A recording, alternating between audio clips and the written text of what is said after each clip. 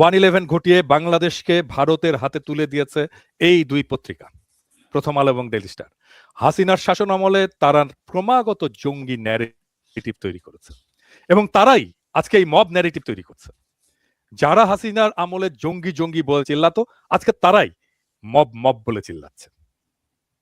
জঙ্গি এবং মব এই দুইটা শব্দই তৈরি সেই হাসিনার শাসনে এবং সেই ফ্যাসিস্ট শাসনের যারা অবশেষ, তারাই আজকে সেই শব্দটাকে আজকে আর জঙ্গি বলে না, আজকে বলে মব।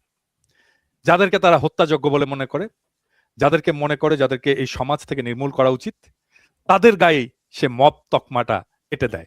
মব শব্দটা তো হিন্দুত্ববাদীদের শব্দ। আপনি ইন্ডিয়ান মিডিয়া দেখেন, মোদির মিডিয়া দেখেন, গদি মিডিয়া দেখেন, আপনি দেখেন মুসলমানদেরকে মব বলা হয়, জিহাদিস্ট মব। ওইখান থেকে ধার করছে তো এরা, এটাই করবে। এই প্রথম আলো আর দিল্লি স্টার এটাই করবে। এই মব শব্দটা কারা নিয়ে আসছে আজকের আমাদের আলোচনায়? এরাই। এই প্রথম আলো, দিল্লি স্টার এটা নিয়ে আসছে ইন্ডিয়া থেকে।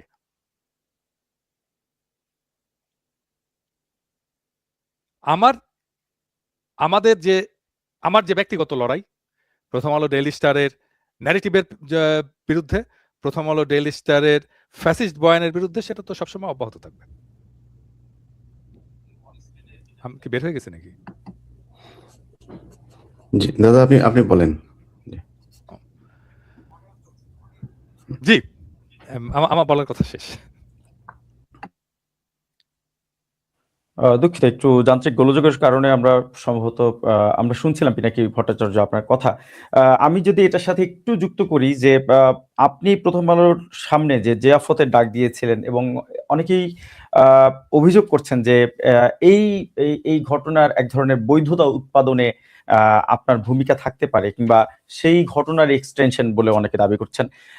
প্রথম আলো ডেইলি স্টারের যে ভূমিকা, তাদের যে আমরা গত 15 বছরের ফ্যাসিবাদী আমলে আপনি যে তাদের ভূমিকার কথা বলছিলেন, তার বিরুদ্ধে কি আসলে কোনো যে প্রক্রিয়াগত যেই মানে সঠিক প্রক্রিয়া কোনো ব্যবস্থা নেওয়া হয়েছে কিনা, কিংবা সেটি নেওয়ার সুযোগ ছিল কিনা, এখনই সেটি সম্ভব কিনা আসলে?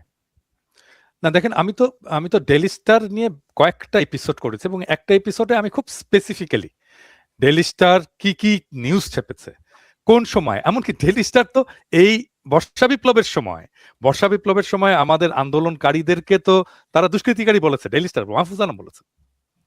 হ্যাঁ, মাহফুজ আলমের রোল নিয়ে তো আমি 38 মিনিটের সম্ভবত একটা এপিসোড করেছি এবং আমি বলছি এটা নিয়ে সম্ভব হলে 100 মিনিটের এপিসোড করা যায়, 100 ঘন্টার এপিসোড করা যায়। প্রথম আলো ডেইলি স্টারের বিরুদ্ধে জনগণের যে গণরোষ, এটা লেজিটিমেট গণরোষ আছে এবং এই দুইটা পত্রিকার তো আসলে শাস্তি দেওয়া উচিত ছিল। আইন করে এর বিরুদ্ধে কমিশন গঠন করে এই দুইটা পত্রিকাকে শাস্তি আদালতে তোলা উচিত ছিল, মাহফুজ আনাম এবং মতিউর রহমানকে। এটা তো হয়নি, বরং তারাই দাবি করে যে তারাই এই উপদেষ্টা পরিষদ তৈরি করছে, তারা উপদেষ্টাদেরকে নিয়ে যে বই টই ছাপায় টাপায় আর কি। হ্যাঁ, সো তারা পার্ট অফ পাওয়ার হয়েছে, যাদের শাস্তি পাওয়ার কথা ছিল তারাই পার্ট অফ পাওয়ার হয়েছে এবং এটাই তো হয়েছে। এই জন্যই তো বিপ্লবটা ধ্বংস হয়েছে। প্রথম আলো ডেইলি স্টার গত 15 বছর শুধু নয়, 1/11 সময় থেকে যে কাজ করেছে বাংলাদেশের রাজনীতিতে যেভাবে হস্তক্ষেপ করেছে, বাংলাদেশের রাজনীতিকে, বাংলাদেশের স্বার্থকে, বাংলাদেশ রাষ্ট্রটাকে যেভাবে ভারত রাষ্ট্রের কাছে তুলে দিয়েছে, তো রাষ্ট্রদ্রোহিতা। এই অপরাধের বিচার হতে হবে, প্লেন অ্যান্ড সিম্পল। এই অপরাধের বিচার না হওয়া পর্যন্ত মানুষের গণরোষ এই দুই প্রতিষ্ঠানের বিরুদ্ধে থামবে না। কিন্তু আমরা যদি নিকট ভবিষ্যতে আবার ক্ষমতার যে বাংলাদেশের যে গণতান্ত্রিক আমরা যে অভিযাত্রার স্বপ্ন দেখছি, সেখানে কি আসলে প্রথম আলো ডেইলি স্টারের বিরুদ্ধে আপনি যে অভিযোগগুলোর কথা বলছেন, তাতে আসলে কি কোনো ব্যবস্থা নেওয়ার সম্ভাবনা দেখছেন আসলে? বাংলাদেশের ডেমোক্রেসি স্টেবলই হবে না যদি প্রথম আলো ডেইলি স্টারের অপরাধের বিচার না হয়। Plain and simple. Prothom Alo daily স্টারের অপরাধের বিচার না হলে বাংলাদেশের ডেমোক্রেসি স্টেবল হবে না, বাংলাদেশ ভারতীয় আধিপত্যবাদ থেকে মুক্ত হবে না, বাংলাদেশের ফ্যাসিস্ট শাসনের ফিরে আসার সম্ভাবনা এটা নষ্ট হবে না, এটা বন্ধ হবে না। সাংবাদিক ইলিয়াস হোসেন, আপনার কাছে এবার একটু যেতে চাই। বিশেষ করে এই ঘটনাকে কেন্দ্র করে, অগ্নিকাণ্ডের ঘটনায় আপনার নামটাই সবচাইতে বেশি সামনে আসতে আমরা দেখলাম এবং তার পরবর্তীতে আপনার যে সামাজিক যোগাযোগ মাধ্যমের আপনার যে প্ল্যাটফর্মগুলো, সেগুলো বাংলাদেশে স্থগিত করা হয়েছে, কিংবা আপনি বাংলাদেশে এই মুহূর্তে আপনার যে সামাজিক যোগাযোগের প্ল্যাটফর্মগুলো আছে সেখান থেকে কথা বলার সেই সুযোগটি আসলে নেই। এই জায়গাতে আসলে যদি আমরা মানুষের বাকস্বাধীনতার কথা বলি, যেই বাকস্বাধীনতার ভিত্তিতে আসলে আপনার বাংলাদেশের মানুষের সামনে কথা বলার অধিকার আপনি রাখেন, ঠিক একই বাকস্বাধীনতা কিংবা গণমাধ্যমের স্বাধীনতার জায়গা থেকে আসলে প্রথম আলো ডেইলি স্টারের যে দুর্ঘটনা অথবা যেই অগ্নিকাণ্ডের ঘটনা আমরা দেখলাম, সেটিকে আসলে আপনি কিভাবে দেখেন? দুটি আপনাকে এবং প্রথম আলো ডেইলি স্টারের যেই পরিস্থিতি আমরা দেখলাম, এই দুটির কোনোটি কি আসলে বাক স্বাধীনতা কিংবা গণমাধ্যমের স্বাধীনতার জন্য স্বাস্থ্যকর কিনা?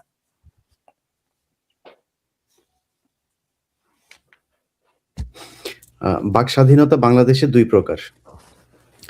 এক নাম্বার হচ্ছে আপনি ধর্মীয় স্বাধীনতা চাবেন। ধর্মীয় স্বাধীনতার সময় আপনি আল্লাহ রাসূল তাদেরকে নিয়ে যা মনে চায় তাই বলতে পারবেন। মাদ্রাসার শিক্ষকদেরকে জঙ্গি বানায় তারপরে তাদের ক্রস ফায়ারে দিতে পারবেন, মেরে ফেলতে পারবেন। জঙ্গি বানায় ঘরের ভেতরে বোমা রেখে তাদের পরিবার সহ উড়াই দিতে পারবেন। এটা কোনো সমস্যা নাই। একজন হিন্দু যদি কোথাও পকেট মারতে গিয়ে মুসলমান এক মেয়েকে জোর করে আপনার ধর্ষণ করেছে, মুসলমান এক মেয়েকে আপনার মিথ্যা পরিচয় দিয়ে তারপরে তার সাথে প্রেম করতে গিয়েছে, তাকে ধরে থানায় দেওয়া হয়েছে। পুলিশ তার মামলা নেবে না। মামলা নেবে না কেন? কারণ হচ্ছে সে হিন্দু, এটা করলেই সংখ্যালঘুদের উপর নির্যাতন হয়ে যাবে। বাংলাদেশের সংখ্যালঘু হচ্ছে আমরা মুসলমানেরা। আমাদের নিয়ে আপনি যা মনে চায় তাই বলতে পারবেন, এটা কোনো সমস্যা না। প্রথম আলো ডেইলি স্টারের আজকে একটা বিষয় আপনাকে বলি, আজকে আদালতে এটার একটা শুনানি ছিল। সেই শুনানিতে বিচারক বলে দিয়েছেন যে প্রথম আলোর বিরুদ্ধে কোনো মামলা করতে হলে রাষ্ট্রের লাগবে, রাষ্ট্রের অনুমতি লাগবে। রাষ্ট্রের অনুমতি ছাড়া এটা করা যাবে না। তো প্রথম আলো ডেইলি স্টার এই গত ১.৫ বছরের ভেতরেও যদি বলি, আগের কথা তো দাদা বললো, এই গত ১.৫ বছরের কথা যদি বলি, আমাদের সবশেষ একটা ঈদ গিয়েছে। সেই ঈদের মধ্যে তারা রমজানের ঈদে তারা কুকুরের মাথায় আপনার কুকুরকে আমাদের করেছে।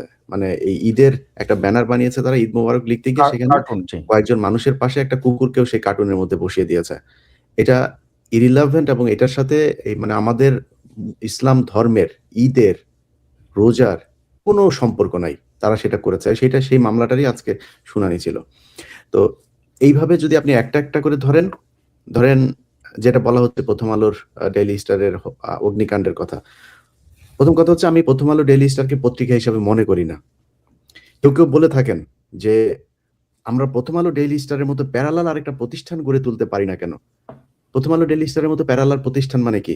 তাহলে আমাকে বাংলাদেশের বাইরের কোনো এক রাষ্ট্রের শাখা অফিস হিসাবে কাজ করতে হবে এই দেশে, এটার নাম প্যারালাল। আমি সারাদিন মিথ্যা সংবাদ পরিবেশন করবো, এটার নাম প্যারালাল। আমি সারাক্ষণ মুসলমানদের, আপনি এই কালকের প্রথম আলোর যদি আপনি দেখেন, তারা সারা বাংলাদেশের সবাই লিখেছে যে আজ ইংরেজি নববর্ষের প্রথম দিন। তারা লিখেছেন খ্রিস্টীয় নববর্ষের প্রথম দিন। ওরা কিন্তু ব্রেন গেম খেলে। ওদের প্রতিটা জিনিসের পেছনে একটা উদ্দেশ্য থাকবে। তো ওরা এই যে ঈদ নিয়ে, রোজা নিয়ে, তারপরে বিভিন্ন বিষয় নিয়ে আপনি গত কয়েকদিন ধরেও যদি বলেন, দাদার পোস্টেও গতকালকে ডেইলি স্টারের একটা, ডেইলি স্টার না প্রথম আলো দাদা আপনার একটা পোস্টই করেছেন যে তারা লিখেছে যে ক্ষমতাচ্যুত প্রধানমন্ত্রী। আজকে কিসের ক্ষমতাচ্যুত প্রধানমন্ত্রী? কিসের ক্ষমতাচ্যুত প্রধানমন্ত্রী?